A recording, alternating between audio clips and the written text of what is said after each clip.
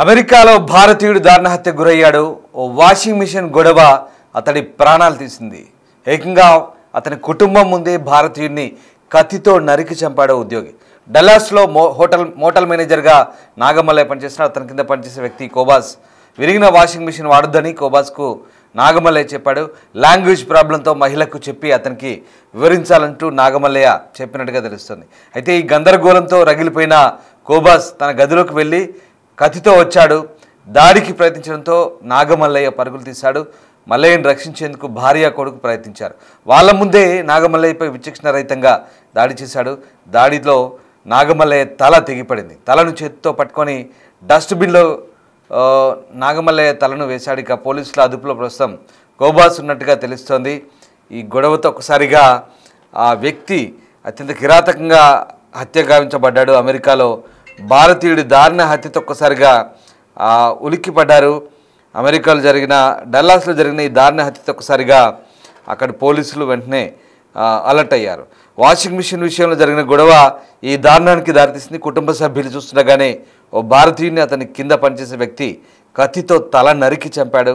Texas city డల్లాస్లో జరిగిన ఈ ఘటన చాలా భయంకరంగా చోటు చేసుకుంది. ప్రత్యక్ష సాక్షి అయిన మహిళ చెప్తున్న అంశాల ప్రకారం స్థానికంగా ఓ మోటల్లో ఆమె నిందితుడు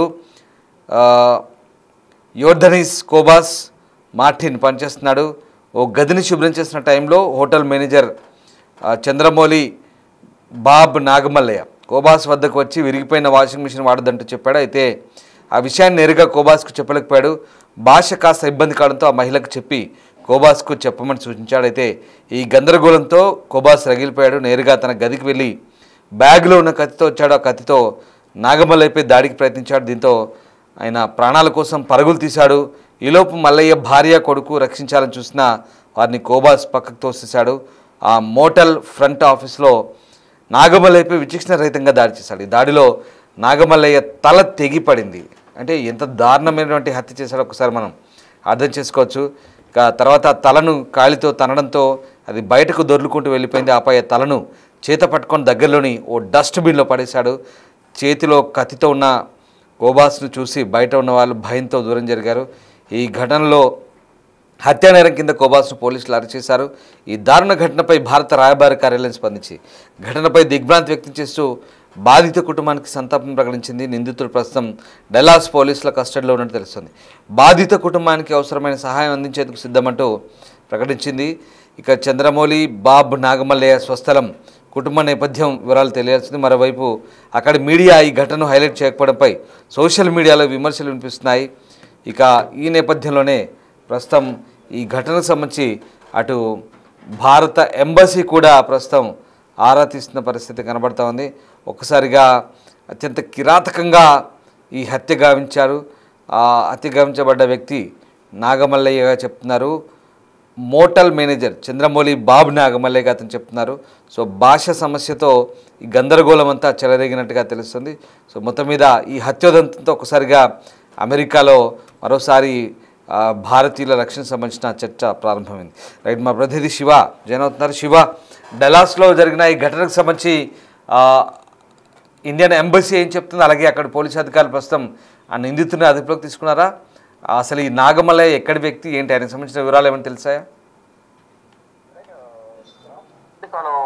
భారతీయుడు దారుణ హత్య అని కలకం రేపింది. ఇక ఈ వాషింగ్ మిషన్ గొడవ అనేది నాగమల్లయ్య ప్రాణాలు తీసింది. ఒక ఫ్యామిలీ ముందే భారతీయుడిని కత్తితో నరికి చంపాడు అతని వద్ద పనిచేస్తున్న మరో ఉద్యోగి. ఈ డల్లాస్ లో మోటల్ మేనేజర్ గా నాగమల్లయ్య పనిచేస్తున్నారు. అతని కింద పనిచేసే వ్యక్తి కోబాస్. అంటే వాషింగ్ మిషన్ పాడైన నేపథ్యంలో అక్కడ విరిగిపోయిన వాషింగ్ మిషన్ ఉంది కాబట్టి దాన్ని వాడొద్దంటూ కూడా కోబాస్ కు చెప్పినప్పటికీ కూడా లాంగ్వేజ్ ప్రాబ్లం వల్ల కమ్యూనికేట్ అవ్వడం కొంత ఈ కోబాస్ కు ప్రాబ్లం అయింది. దాంతో పక్కనున్న మరొకరితో కమ్యూనికేట్ చేయాలని తెలిపిన నేపథ్యంలోనే ఈలోపే అతను ఆగ్రహానికి గురై లోపలికి వెళ్లి కత్తి తీసుకుని వచ్చి నాగమల్లయ్యపై దాడి చేశారు. అంటే నాగమల్లయ్య ప్రాణాలు కాపాడుకునే ప్రయత్నం చేసినప్పటికీ కూడా పరుగులు పెట్టినప్పటికీ వెంబడించి మరి నాగమల్లయ్యను అంటే మరోవైపు భార్య కుమారుడు కూడా అడ్డుకునే ప్రయత్నం చేశారు. కానీ వాళ్ళ ముందే నాగమల్లయ్యపై కోబాస్ విచక్షణరహితంగా దాడి చేశారు.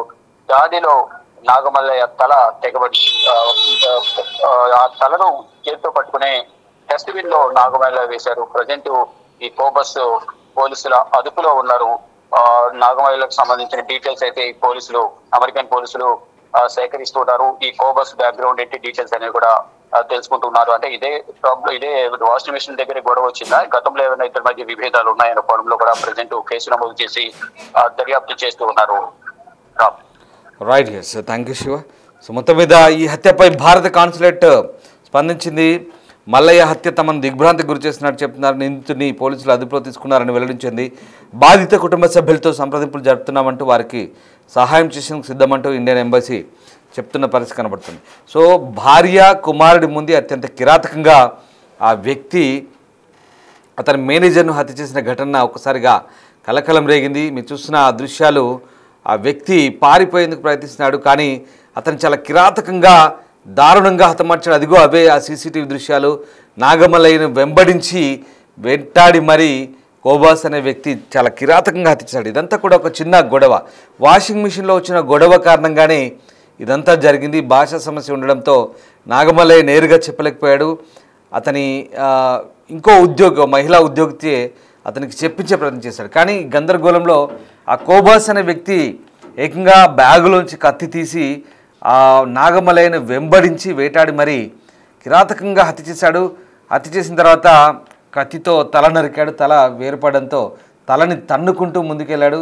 ఇంకా వేరుపడ్డ తలను మళ్ళీ తీసుకెళ్ళి ఏకంగా డస్ట్బిన్లో పడేశాడు. అదిగో ఆ దృశ్యాలన్నీ కూడా చాలా సీసీటీవీలో రికార్డ్ అయ్యి అక్కడ అతను చూసి భయంతో మిగతా వ్యక్తులు పరుగులు తీస్తున్నారు. చూడండి అతన్ని ఎంతలా వెంబడించి వేటాడి చంపుతున్నాడు. ఇంత కిరాతకమైన హత్య జరిగిన డల్లాస్ సిటీలో అక్కడ మీడియా కూడా పెద్దగా దీనిపై ఫోకస్ చేయని పరిస్థితి. దీంతో నెటిజన్లు మండిపోతున్నారు.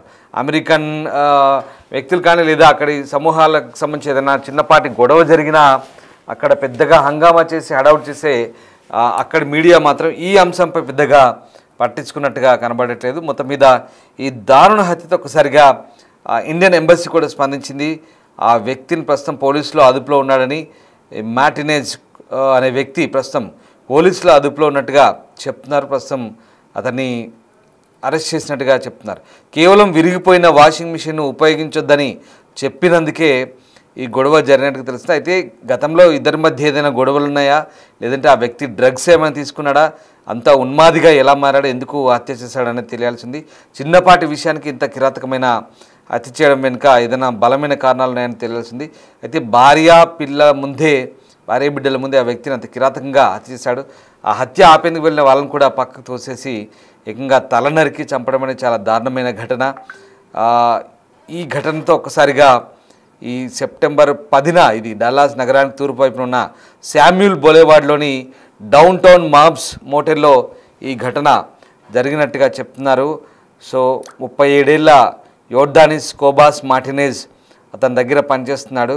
సో పాడుబడ్డ వాషింగ్ మిషన్ వాడుకుంటూ తన బట్టలు ఉతుక్కున్నాడు. అయితే అది ఏమాత్రం సహించని ఈ నాగమల్లయ్య నేరుగా అతని వద్దకే వెళ్ళి తను చేసిన పని నచ్చలేదని అందుకు తోటి మహిళా ఉద్యోగికి ఆ విషయం చెప్పాడు. సో ఆ రకంగా అతన్ని అవమానపరిచినట్టుగా భావించిన కోబాస్ ఈ మొత్తం వ్యవహారాన్ని ఒక అవమానంగా భావించి ఏకంగా అతన్ని నరికి చంపడం వెనుక చాలా కిరాతకం దాగి ఉంది.